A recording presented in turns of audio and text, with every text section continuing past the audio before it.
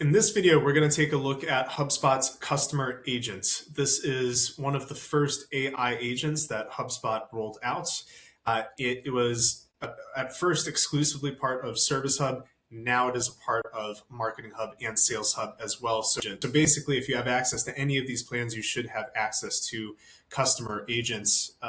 Originally, the whole point of the tool was it essentially served as a chatbot for existing customers to just answer any questions that customers might have that come to your website.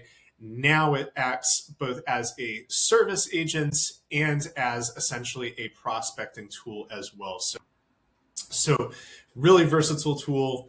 And like I said, we're going to go ahead and take a look at how this tool is set up. As you can see, it's been set up already. To find this tool and go through the initial setup, you can go over to Breeze here on the left-hand side, go to Breeze Studio, and you should find Customer Agents as one of the featured AI tools. You can find it right here. Once you do the initial setup with the Customer Agents, you can find this tool over here in Service. Go ahead and click on Customer Agents, and you'll end up in this dashboard area. And we're just going to go through some of the settings that have been initially configured during the initial setup for this tool.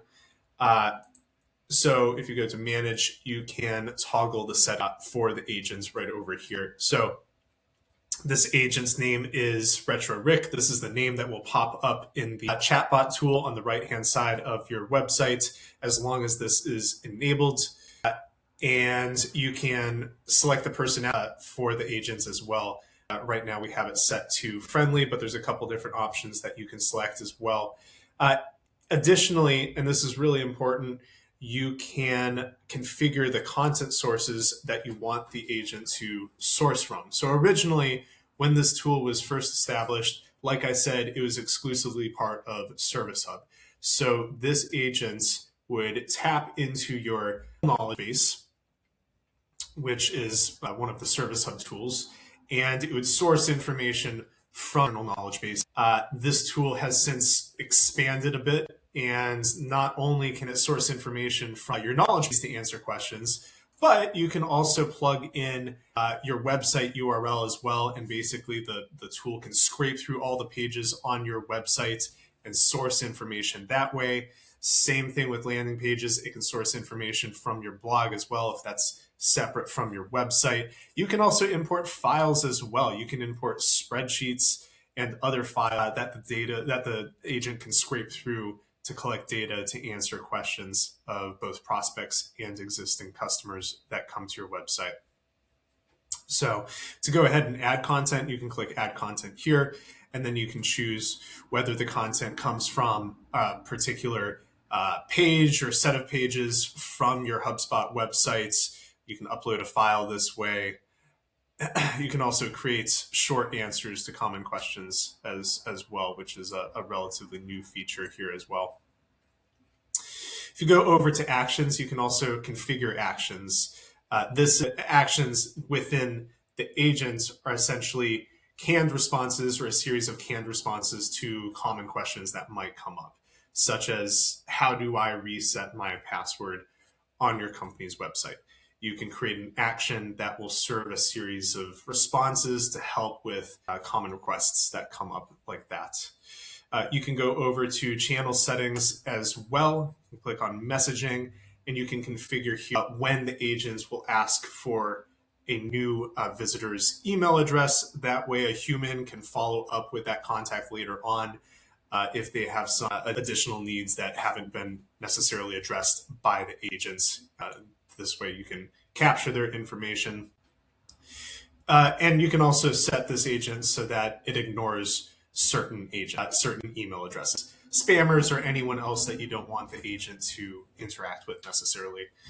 And then under deployment, this is simply where you can launch your agents, set it live, and we can go ahead and even test this agent just so you can see what it will look like when it is live. So you can go ahead and test Retro Rick.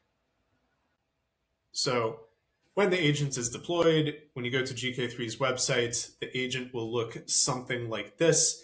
And let's say I'm a prospect and I just want more information on GK3's pricing, for instance. So I can ask the agents, tell me about GK3's pricing. And then it will go ahead and take a minute and serve up a response. Let's see what it says. GK3 offers flexible, transparent pricing tailored towards your firm's needs. And then it gives a couple bullet points of the different pricing tiers. And you can even see where it pulled this information from. So as a prospect, you can go ahead and click this link and you'll go to GK3's pricing page if you want to learn more about GK3's pricing, just in case this response isn't sufficient. So really cool. Maybe if I was a prospect, I would want to ask the agents, tell me about how GK3 sets itself apart from other marketing agencies. Let's see what it says.